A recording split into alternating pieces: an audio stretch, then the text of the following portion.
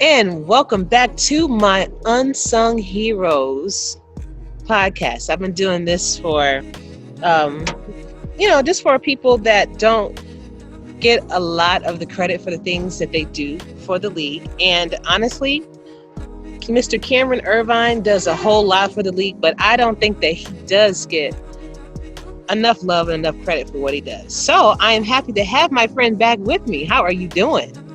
That's very kind of you, Ashley. I'm doing well. I like your Detroit Lions headband. Wow. Okay. See, you already starting off on the wrong note. I love derailing hosts, Ashley. You know that. Okay, the Bears have blue in their color scheme. Not that blue. See, I take everybody. I take back what I just said. Looking like the Charleston Predators out here. Every time. Look at that fro, though.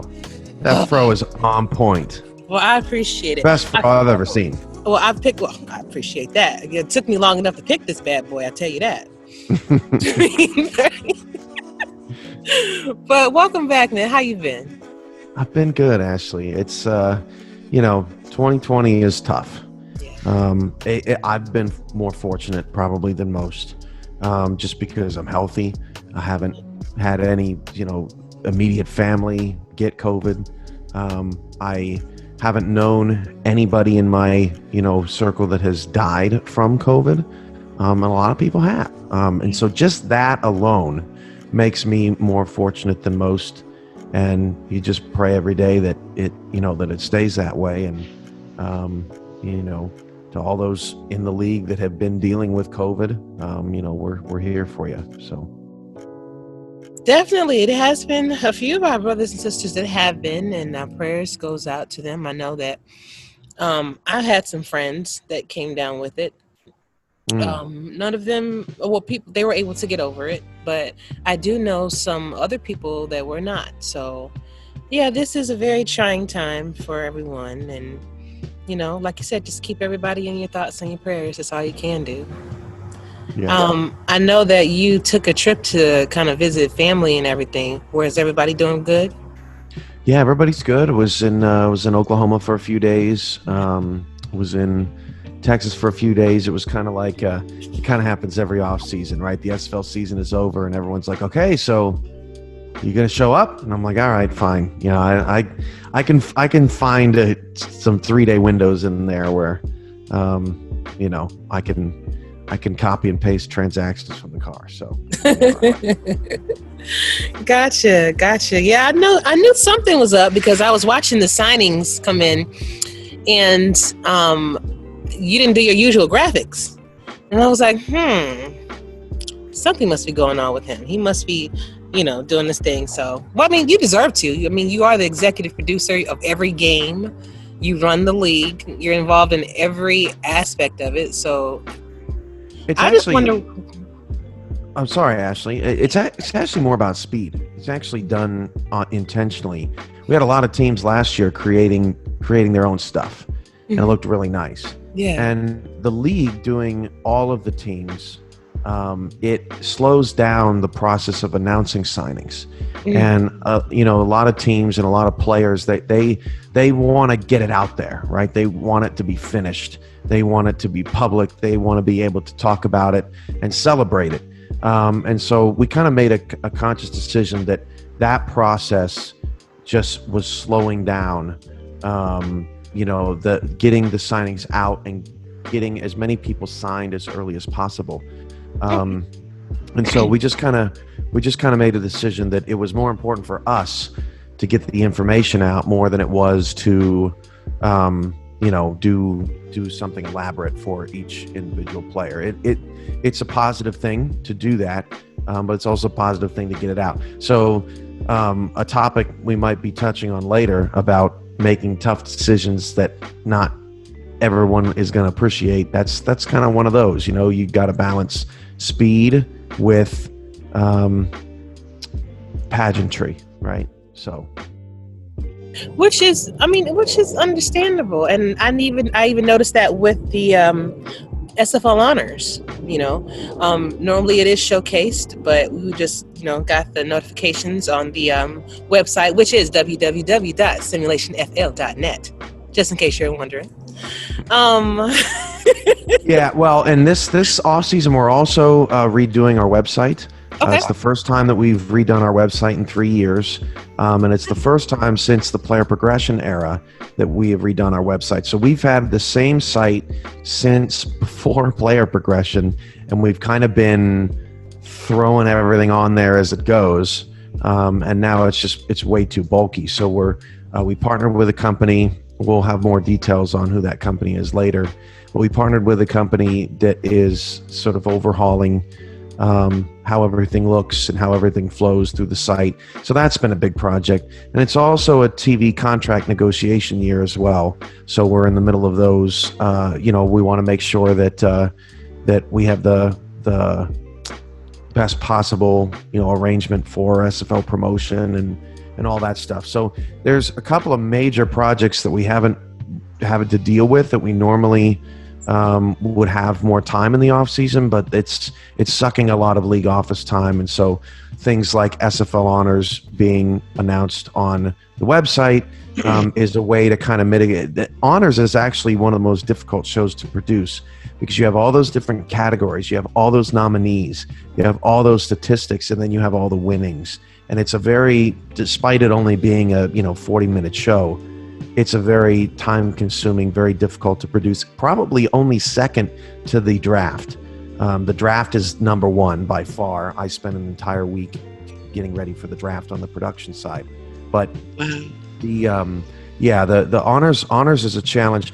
But All-Star Game, which people will have seen after this airs, or before this airs, that's December 6th at 6:00. But I think we've improved a lot with the All-Star Game. Me and Matt Wilson did a lot of research. We know how many All-Star Games everybody's been to in the past. So we'll have some cool trivia and some visuals for that, and it should be a great game. And so we kind of stepped it up there too. So it's a tip for tat. Yeah, I'm looking forward to it.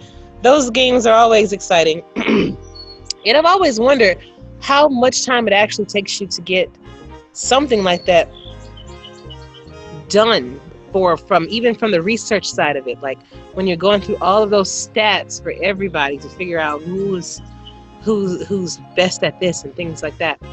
All-star rosters, right? Right. It takes hours. Yeah. I bet. Right. So see, that's the kind of stuff I'm talking about, y'all. Just little things like that that people just don't know that is very important, but I think that goes kind of overlooked too, Being the head of the SFL, how do you handle the responsibility of addressing necessary changes in the league without undoubtedly not please that will not please everybody, basically? Yeah. When you got 30 people in a league and you ask everyone to raise their hands, you good with this? It's kind of easy. Yeah. When you have, thousands of people in a league and you ask everybody to raise their hands, there's no way that everyone's going to raise their hands on a particular issue. There isn't a single one. You probably say, okay, everybody in favor of world peace, and there's probably some one guy in the back. It's like, if we just all kill each other, there'll be less people on the planet. Yeah, I mean, you can't get anybody to agree on anything. And so that is the foundation of making difficult decisions. You know that you're not going to please everybody, right? And so I've had a lot of DM conversations with individuals about various topics, right? And the one thing I tell them is the league cannot make everything fair for everyone if it stands in the way of evolving and progress, right? So something might not have been as good for somebody back a year ago, but the system can't stay that way to make it fair to you, right? If the system can get better, if we can get better as a league, then we're going to do it. And I'm sorry we weren't as good when you got here, but do you want us to stay as good as we were? when you did get here, or do you want the league to get better?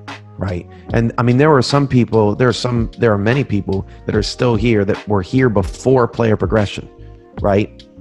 Back then, you just signed whatever contract you wanted, right? There was no progression. You just got a value, right? The team wants you at a certain value. You just get a certain value. They also didn't have a draft. They also didn't get drafted. So they didn't get to experience the minor league. They didn't get to experience the draft. They didn't get to experience all those things, but they didn't have to build a player from base copper either. So those two experiences are different based on when they showed up.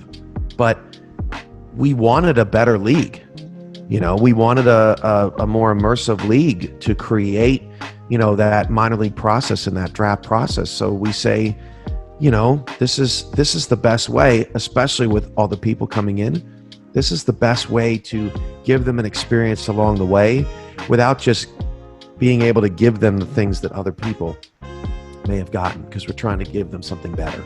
So that's kind of the crux of it all, right? We're not going to let fairness stand in the way of being a better league. And so, ultimately people just have to, timing is everything. Life isn't fair, but look at what you have. Look at what you have that other people didn't have, and try to take the good with the bad, because nothing is ever bulletproof. No decision or no, and some things that we've done in the league are great changes, and some things we've done and it's like, we kind of missed that one. We swung and missed at that one, right? We walked back to the bench, our bat hanging down. Like, that wasn't very good. But no sense in dwelling on the past. You have to make it better, right? Absolutely. How can we improve it? So that's kind of what goes into that, that process. But it's very difficult, because obviously, when you do something, you're going to get a DM. Somebody's gonna be, up on me about it, saying, "Hey, how could you do this?" Yeah. Or how come you didn't include me? Or so I understand. Yeah. I get it. Okay. So with the league growing more and more every season, is there a cap on the number of teams that you're going to have in the SFL? So right now, it's one word, Ashley. It's automation. One word, right? Right now, I was in a grocery store last night, just shopping like everybody else. I'm not some high and mighty commish that tells people just go get my groceries, right? I have to still go get my own groceries. You are in my SFL story time. Doing that, telling people to go get my groceries. I'm in my on the 60th floor. I can't go all the way down there. Don't step on the grass when you show back up with my goods. But I was in the grocery store and I was thinking about how when you scan an item, that the machine automatically calculates that you purchased that item. So all the manager has to do is get a printout of everything that was bought all month long. They don't have to worry about counting it. Yeah. Right? It just shows up. Here's the information. Right now, our contract process and our player progression process is like someone going to the register with a grocery item and us sitting there and logging what they bought. Every time somebody comes to it's exhausting, right? And so our league can grow little by little. We can add staff, we can add help, but it's really not going to make a huge difference. What will really make a difference is automating those processes so that contracts are done through a system that knows our rules. So it will tell you if you're signing a person too high. It will tell you if you've used all of your loyalty points already and you can't use loyalty points on this player. It will tell you when you've reached a floor of an attribute and you can't go below that floor. It'll tell you those things so that teams and players can automatically get their stuff taken care of. They don't have to wait to find out if progression is correct. It'll tell you, right? Before you even submit, it's wrong, fix it, right? Or it'll give you the options that are correct. It'll only give you the things that you can do based on your tier and your situation. And so automating those things dramatically changes the answer to the question of how big can we be? Once we get those things automated, we can do a lot of things. We can add a lot of players.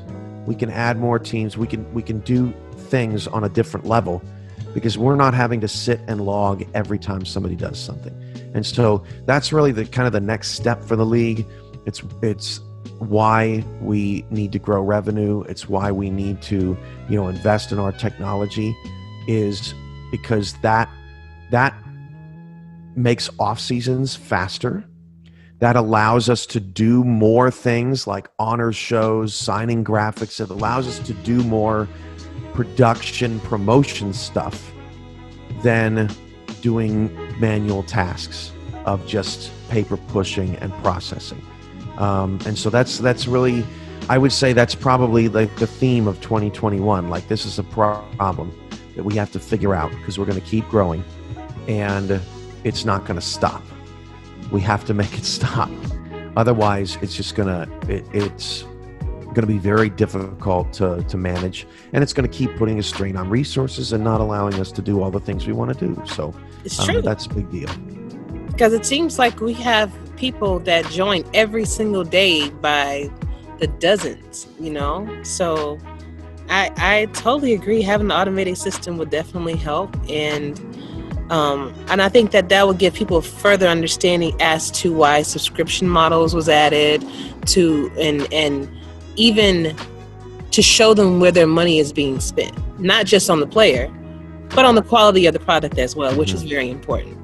Yeah, when you have a big league, operations are small when you're a small league. Right. When you have a big league and you have to deal with, producing a game on television is totally different than producing a game on, Twitch or YouTube. Twitch or YouTube, once I get it up, all I have to watch is a little box in the right-hand corner. It says the signal is green. As long as the signal is green, and I'm keeping track of the score, and I'm listening to the broadcasters and whatever, I'm good. But when you got 11 breaks and they're all a different time limit, and you're not broadcasting just on one platform, you're broadcasting on 45.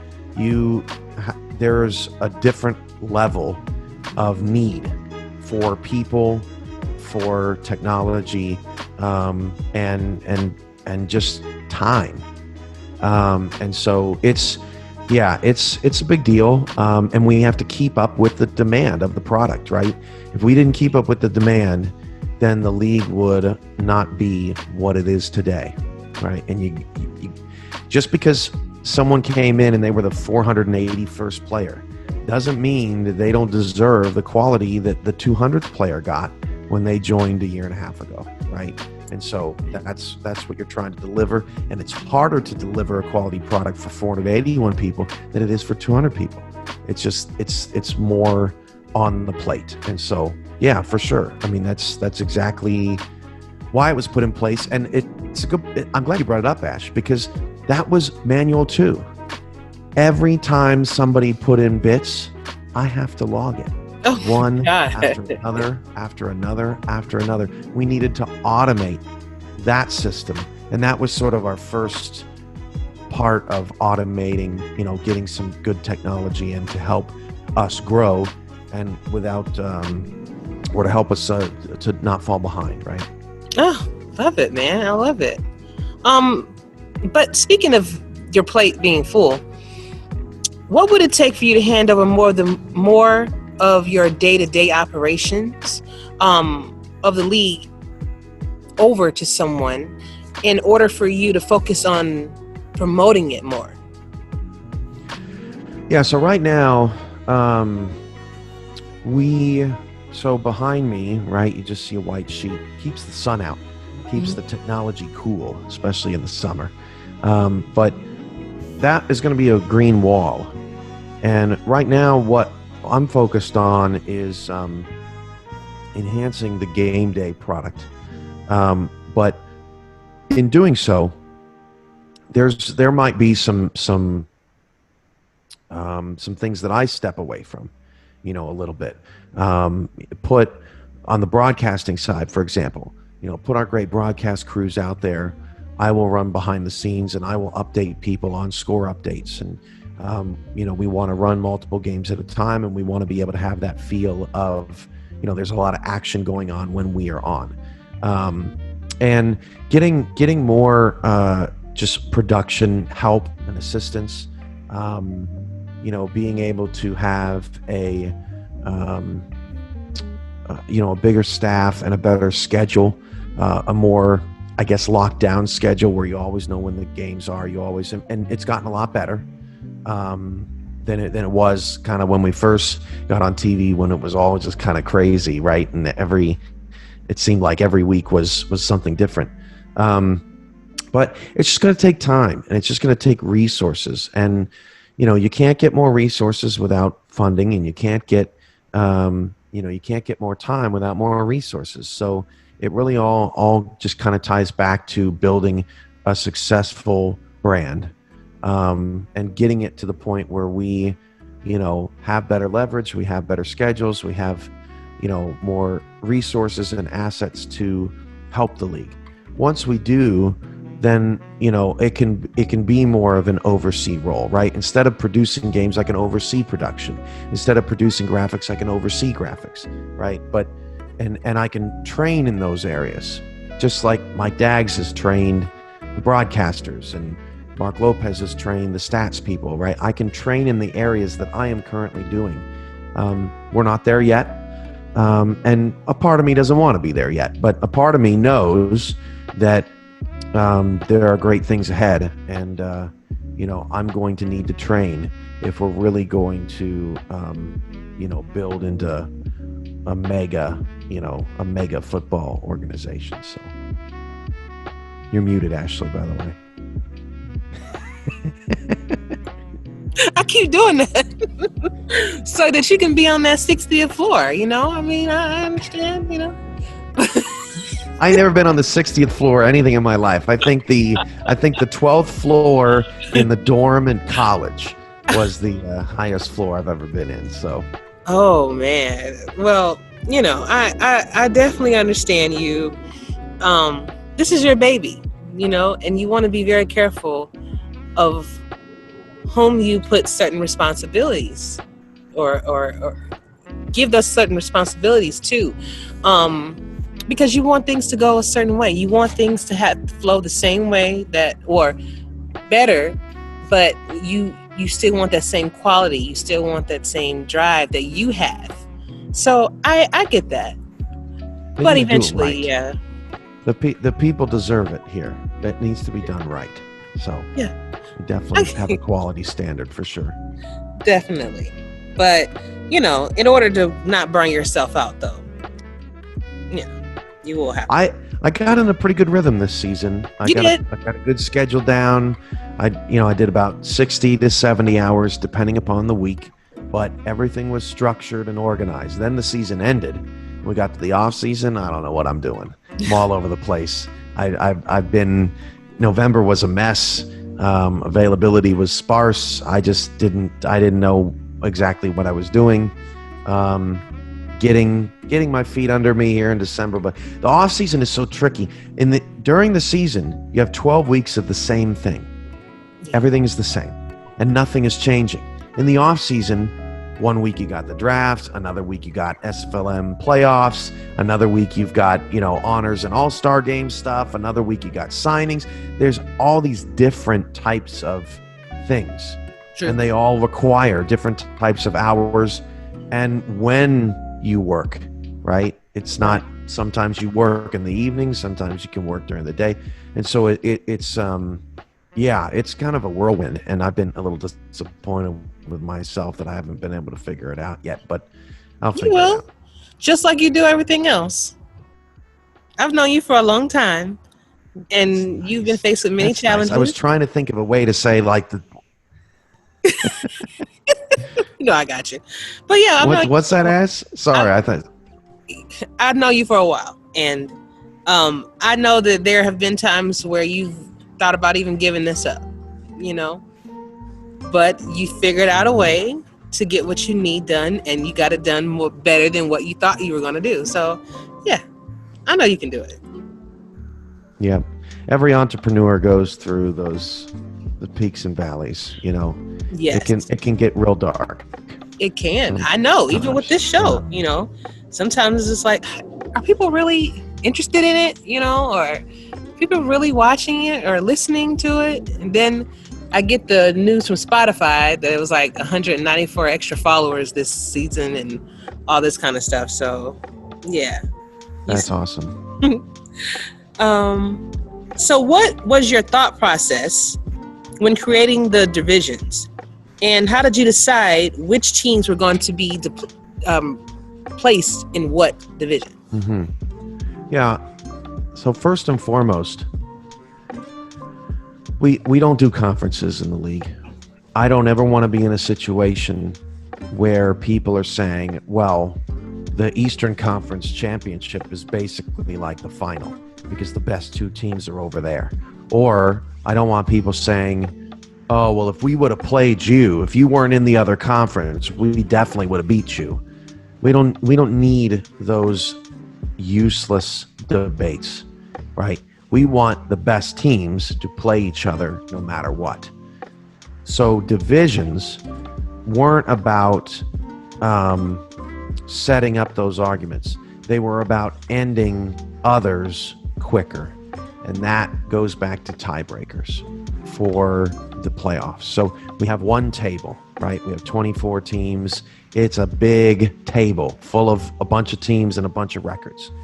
And what happens is you end up with 5 teams at 7-5, right?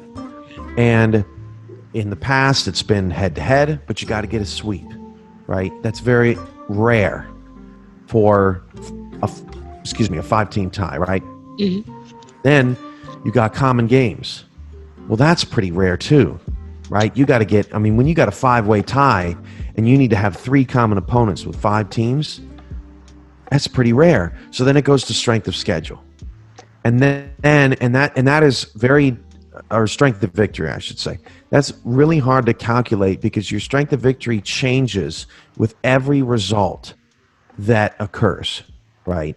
So if you were to beat Vegas, for example, division rival, if they win the next week, your strength of victory goes up because their record got better. If they lose next week, your strength of victory goes down because their record got worse. And so it's a very it's a roller coaster ride, right? In trying to determine who's going to win that tiebreaker. So this season, if you have 5 teams that are 7-5, mm-hmm. if 2 of them are division winners, they are ahead of the other 5 or the other 3, right? And so trying to determine who gets the 6th spot is only going to be between those 2 division winners at 7-5, not 5 teams, right? Which means that more important tiebreakers like common games and head-to-head will matter more than they have in previous seasons because strength of victory has determined a lot of these very clumpy tiebreakers.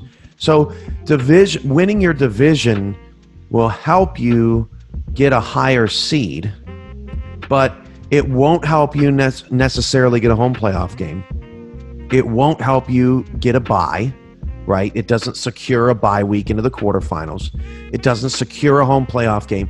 It just helps us break up the very difficult and challenging tiebreakers so that playoff scenarios are a little bit easier to figure out, right? Because what you get when you clinch your division is a playoff spot. We don't guarantee you a good playoff spot, right? If you win your division at 5-7, you'll be last. You'll be the 12th team, right? You'll be at the bottom. You'll have to play the number 5, and you're probably going to get crushed anyway, right? But you won your division, so you get to be in the playoffs. Now, there might have been somebody else that was 6-6, didn't win their division. They missed the playoffs because you got in, but that's the game, right? You're trying to compete with 23 other teams for 12 playoff spots, but you're trying to compete with 3 teams for 1 playoff spot, your division, right? Right. And so winning your division can sometimes actually help keep teams in it longer. So for example, if you're 4-6 and you are 2 games back in your division, maybe in the wild card you probably don't stand a chance, right? Because and even if you did, it would be very complicated figuring out exactly how you can get in, right? But in your division, if you win out and that other team loses out and you beat them and it's done, you win the head-to-head, you win the division, you get into the playoffs. So it's a lot simpler to process as just a common player or a common fan of the league, of exactly, what the paths are for teams to get in. And we want more important tiebreakers to matter more often without divisions meaning too much. That somebody in the NFC East in the NFL this year is going to host a playoff game. Washington, the Giants, Eagles, Cowboys, and none of them deserve that. None of them deserve to get a home game. They have all played terribly this year. But that's the structure. I don't believe in divisions and conferences as much as the other leagues because it's all about trophies. It's just everybody gets a trophy. I'm not that guy. I want the best teams to be in the best positions to succeed. And so that's why the divisions were made. It was just simply let us get a simpler tiebreaker system so that people can more easily follow along with what's going on, right? Right. Now, in terms of how the teams were selected, it was difficult. There's obviously a lot of different ways to do divisions. One thing that we wanted to do was to protect some rivalries. Not that they're not scheduled, right? They're usually always scheduled. So it's like, well, if these games are going to be scheduled all the time, then let's just put them in a division, right? Because they're going to get scheduled all the time anyway. Texas is a good example. Houston almost got put in a Southern division with Louisiana because the Houston area and Houston and New Orleans, separated by Interstate 10, they're very similar in terms of the part of the U.S. They're on the coast. They're kind of a coastal city. Dallas and Fort Worth are just different. They're totally different, and they're more like in the part of the country that Tulsa is in, right? So the thought was maybe the more northern Texas teams go in with Tulsa and then somebody else, maybe a St. Louis or things like that. But the Texas teams are always going to play each other. Those are always going to be rivalry games. Those are always going to be a big deal for those teams. So put them in the same division, right? Tex-Mex division. I get it. Yeah. I love it. Put them in the same division. Call it the Tex-Mex division. Exactly, right? So once you kind of determine, okay, what are the best ways to do it, then you start considering, what divisional alignment makes the most sense. So the North is a good example. The North is rivalry city. It's rivalry central. Baltimore and DC used to be big rivals back in the day. DC and London with the Knights and the Dragons, I'm sure will be, a very, very cool new tradition. Queen City and Baltimore, I don't think they played last year. Those two go back years. They have played so much, and the games are always so good and so competitive. And that division sort of writes itself, right? And then you just kind of go from there, right? And you try to piece. You want the Carolinas to stay together. You want the Florida teams to stay together. You want Vice Wars to stay together. And that was one of the reasons why that division was made, right? We could have gone LA, San Diego, Las Vegas, and Arizona. They're all very, clumped together in that southwest part of the United States, but it would have broken up Vice Wars.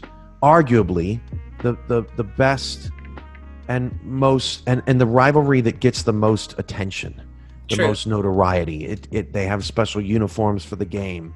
The teams put together some great visuals and Yes. presentation, and it really matters to them.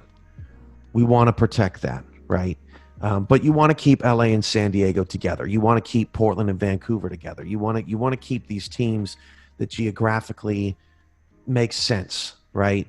And so those are rivalries mixed with, our geography kind of fuel that sort of divisional alignment. And then you go with the divisional structure, which is very important. You play the team that was most like you twice, and then you play each other team one time, so that the very difficult team, Denver Sioux Falls in the West, for example, they will have to play each other twice, whereas Arizona and Vegas will only have to play each of them one time because they didn't make the playoffs. But Arizona and Vegas will play each other twice. Right. Because that makes sense, right? The two teams in the division didn't make the playoffs. And so you're going to get that dividing line every offseason. So let's say, for example, the divisions don't change. The teams don't change. We go into the summer of 2021. And the top two teams in the division were Arizona and Denver. Well, Arizona and Denver will play each other twice the next season. And Denver will only play Sioux Falls once. Or maybe Denver and Vegas are the top two teams, and Vice Wars will be twice instead of once. And so that will always help the strength of schedule geared towards tougher schedules for playoff teams, because a division shouldn't just be won because you're a good team and then there's a bunch of bad teams in your division. Right. A division should be won because you unquestionably were the better team there, and you gotta face some challenges. In the NFL, you play every divisional opponent twice, and it doesn't matter how bad your division is. That's why the Patriots always had a very easy strength of schedule, because they just so happened to be, it's not their fault, but they just so happened to be in a division that wasn't very good. Well, that's 6 out of 16 games on their schedule. And there's only so much you can do to curve. All they need is a few more wins to make the playoffs, And so we didn't want our divisions to be like that. Instead of playing half your schedule in the division, you're only going to play a third, which is less than the NFL plays.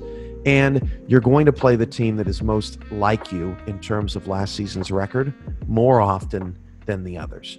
And we feel like we did divisions better than the other leagues this season, and I look forward to seeing kind of how it shakes out down the line as we make tweaks to it. Well, that is understandable. Now that you explain it in that manner, I get it. I do have a question. I know what's coming next. I have a question from Mr. Eddie Gage himself, and it reads, Cam, had to do that. Perfect. Arizona won 5 games last season. What were you thinking when you put them in the same division with Denver and Sioux Falls, along with their brutal schedule? Well, Arizona, you only play 5 playoff teams. And there are 2 other teams that did not make the playoffs that play more playoff teams than you. And there are 6 other teams that didn't make the playoffs that play as many playoff teams as you do. And Arizona does not play a tougher schedule than any of the other playoff teams.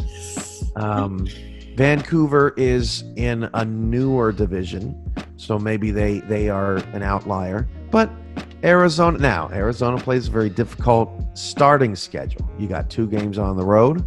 Baltimore at that. What? Start with Baltimore. Yes, I understand. You've got Baltimore and Sioux Falls on the schedule, but you got a 3-game homestand in there. Not many teams have that. You've got Atlanta at home again. You took care of them last season. You've got Denver at home, so you don't have to go there to play in a very difficult place. It's a balance. And what I would say to Eddie is just go back to the lab and stop whining, because everybody's got it tough. It's a tough league. Everybody's very good now. I could have put 12 teams on your schedule that you would have handpicked to be the easiest schedule, and you'd be telling me this is a hard schedule. So that's a credit to everyone around the league, and I don't want to hear any sob stories from teams and their issues with how difficult life is. I mean, I'll be honest with you. When I looked at it, I was like, Cam, what did you do to Cam? Why did you piss him off? But I told Eddie before the schedule came out, I said, Eddie, I think you're going to be okay with the schedule you get ultimately, but I don't think you're going to like me very much for week 1. And he said, oh, did you give me so-and-so? I can't remember who he said. And I said, I'm not telling you. He said, oh, you gave me so-and-so, didn't you? And I said, I don't know. I don't think, no. And I don't think he guessed Baltimore. He was trying to get it out of me, but no, I can't tell you. So I got to start off with the champions, but all right. Eddie needs to lower his stress level. He'll be all right. He'll be all right. Well, we have with David Barr being on the team. He's going to help out with scouting for us and things like that. So he definitely will be having that. We're going to be a different team this season. I'm excited about it. You know? Yeah, I can't wait. The league is so healthy. From a competitive standpoint, from a team standpoint. I mean, the competition is. I'm looking at all of my 24 teams here on my desktop, and it's just a beautiful league. I'm very proud of what we've built here. I would agree. I definitely agree with that. The league has changed, even from when I first started in season 12. Of course, the Alaska Storm at the time was the dominating team. They almost made us fold. I thought Mighty figured it out. This isn't the league that I intended to build. It's supposed to be harder than this. He broke me. No. I'm done. And then that Mason Kirby. I'll never forget it. That touchdown knocked him out of the playoffs, and I thought, man. wow, I don't have to shut down anymore. And I told Mighty, I said, look, Mighty, I don't care if you win another one. You go out and win another one. I didn't care if you won in season 14 or season 15, but in season 13, yeah, get out.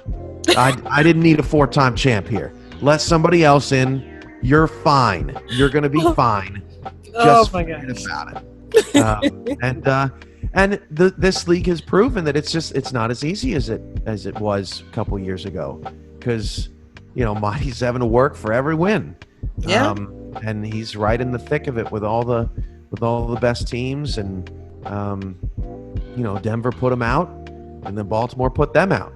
And so it's a pretty difficult league to win in, and Mighty runs a great franchise, but back in the day, yeah, I was not pleased. I bet, but it is good to keep it interesting and keep it challenging, because if something becomes too easy for you to win, then you're going to be like, oh, okay, well, it's too predictable. So, yeah. I think Mighty would counter with, I don't care. I just want more titles. I don't care if it's easy. He'll probably win another one day. So. Gotcha. Well, Cam, I want to thank you so much for being on the show. I am starting to ask my guests if they have any questions for me, if they would like to ask me before I end the show. You're more than welcome to. How long did it take to get that fro? To grow it? Yeah, to where it is now. It's bigger every time I see you. It's unbelievable. I'm so jealous as just me and my life that I don't have that. Oh, man. Come on. It takes it. Well, first of all, I cut my hair in 2010. So it has 10 years? Yeah. I've been wearing my hair like this for about 10 Wow. And it was this short when I cut it. I cut it all the way down to like this short. Because I used to perm my hair. I used to straighten it all the time. And it was like right here. And so when I cut it, this is 10 years of growth. And I have no idea how long it is really. That's awesome. 10 years. I would not have guessed 10. Yeah. I would have thought maybe 3 or 4, maybe. 10 years. That's as long as I've been doing this. Basically, the SFL started when your fro started. And look at your fro and look at the SFL. Look how much we've grown. They're both so beautiful. Look at that, right? It's perfect. It's perfect. That's amazing. Oh. Props to you. There's not many people that can do anything for 10 years, quite frankly. Yeah. So, that's true. you know, that shows that I'm sure there are plenty of moments. Just like there have been moments where I'm like, oh, I don't know if I can do this. You probably felt that way with the hair. You're like, okay. Yeah, and I told you that. And I was there for a few of those times, and I told you, listen, Cam, you got this. So, but yeah, and then I braid it up every night, about 6 different braids, and then take it and pick and pat. That's why it took me a little longer to get to you today, because I had to make sure it was nice, you know. Just think, in 10 years, you've grown that beautiful afro, and in all those years, the Bears still haven't won a Super Bowl. See, God, why? Why do you do this to me? It seems like we go on. We're getting along. So much fun. I cannot wait to see Aaron. Are y'all playing today? Oh no, you guys aren't playing today, are you? Yeah, we do. We play Philadelphia this afternoon. So that means you guys aren't playing today. Okay. See, you guys got a cupcake schedule too. I don't like that. Y'all playing Detroit, which is barely a football team. I wonder how you're doing right now. How are we doing? Because I am missing that game right now. I don't know. Talk to you. You're up by 10. You're up by 10 right now. By the time this airs, you would have blown the lead and probably lost the game. So I actually plan on having this out tonight. So. Well, the game will end in a couple hours. So. I mean, you're still not gonna beat Detroit to the punch there. It's gonna be a problem. I can't with you right now. And we will beat Detroit. We win about. It's not like we're the Falcons. Listen, I love my Falcons. I do. They about to take the lead on the Saints right now. Yeah, and I'm happy about that. It's about time. I guess we did have to get rid of the GM and the coach to do that, because that was it was ridiculous. They're wearing their throwbacks today. Those look good. Those always look good. Yeah. Dirty Bird days. I just wish me and you get along so well most times. Just when we talk about our NFL teams, where it just falls by the wayside. Our whole friendship is in jeopardy when that comes. I mean that's a consequence of being a Bear fan. No, it's a consequence of being a cheesehead. You don't have to be. You don't have to be a Chicago fan. Well, our friendship can be better if you just would drop the habit. Listen. Just kick them. Just continue to make your cheese, because you guys make some really, really good cheese. Really, I love cheese. Hey, and y'all don't change that Union Station. That is the most amazing, train bus station in the country. I was watching one of our old podcasts, and I remember you telling us the story about you being there, and you were. It was so amazing. It was so great. That is a memory I will not. Chicago will live in my memories for a long time. It's a great place. Have you been there for the taste of Chicago? I haven't.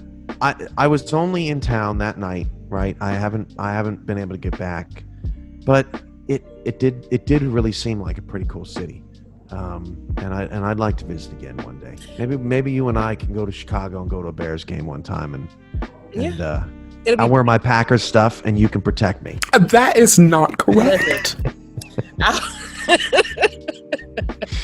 Ashley don't fight, so we. But no, they're really good. As long as you don't say anything out of pocket, then we're good. But don't try to bring. I would probably try to trust your allegiance, though, to me and our friendship. I would probably yell out something, and then just hide behind you and see if you help me. No, you're not going to help me? Cam, you got to have a filter when you're up there. See, I can only do so much. They can move me out of the way and still get to you. Man, that's disappointing. I thought I would get. Listen. I do love you, but You just can't go up there saying everything. I'm just I had that Packers blanket at that bus station. I really thought I was going to die that night. Yeah, I bet. I was just waiting for someone to come out with a lighter. Oh, the Lions just, what a touchdown. Oh, what a pretty throw. It's a 4-point game now, Ash. Oh, boy. That is rough. Wow. Wow. You know what? Let's go ahead and end this call. You know, Ball. I ain't lying, too. Whoever 87 is for Detroit, I really have no idea who plays for that team anymore. It's just a bunch of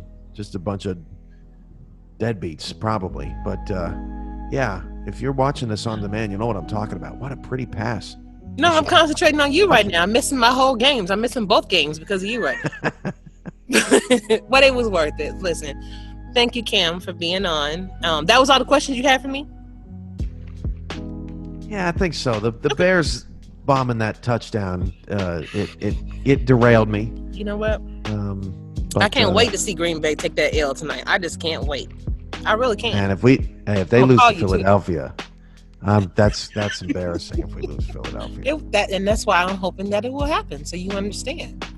But but Cam, thank you for being on the show. And of course, I can't let you go without giving you the last word. So that could be a shout out. That could be a song or a poem. I'm really hoping for the song or the poem. You know, I still haven't found your karaoke video that you say is out there floating around. I have been looking. Thank you, Ashley, for all you do for the SFL community. You're very welcome. I almost sang it, but then you brought up karaoke, and I got shy. So, yep. Thanks for everything you do for the SFL community. Well, you're very welcome. I'm glad that you provided a platform for us to be able to find out what we're truly capable of and be able to live out our dreams and our fantasies and being a player. And we don't get hurt, you know. And Mostly. Most our feelings do. Oh, my feelings. Right. But yeah, I would not have known what I would be capable of as far as doing this podcasting thing, as far as even writing articles. I never thought I would be doing anything like that. And I just want to thank you for providing us with a platform to be able to discover what we're truly capable of. So You're my favorite interviewer. You know how to interview people. You're so easy to talk to. Oh, man. It makes beautiful content. So Well, I appreciate it, man. I really do. And I'm looking forward to working with you in the future on whatever you need me to do. You know, I got you. All right. Well, good luck this season, Ashley. Will do. And as soon as you drop the Green Bay Packers thing, I'll invite you to my house so we can have a good meal. But oh, come on. You ain't even going to let me in if I'm a Packer fan? That's harsh. Only because I do have love for you, I will do that. But we just can't talk about the game. We can't, because it'll be like instant shock, and then I'll have to push you out the house if you say something wrong. And push me out the house? Yeah, I'll have to push you on out. the second floor? That would leave some terrible bruises. What's the matter with you? Well, no, it's a nice soft rose bush right below. Rose bush. A soft rose bush. You're a monster. Oh, man. Hey, I can't wait to see you and hear you tonight, man. I'll talk to you soon. Sounds good, Ash. We'll see you then. All right. Bye.